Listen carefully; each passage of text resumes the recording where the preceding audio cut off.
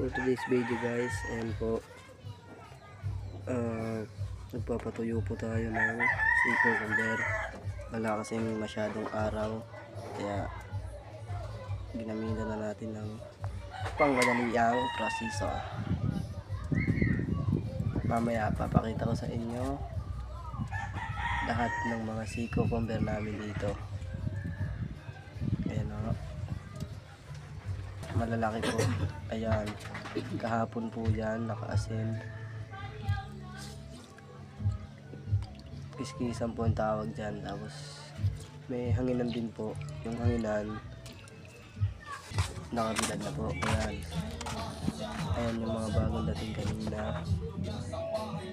Ayan, nasa tinda. Ayan, malalaki po yan.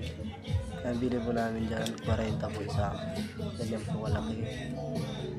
Depende po sa size ng pamimili namin.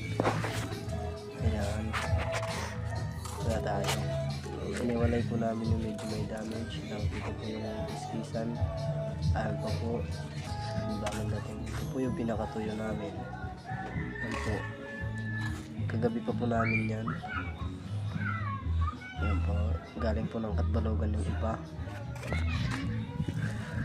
Ayan, medyo basa pa konti pero full goods na po yan. Pwede na natin deliver mamaya. Ayan,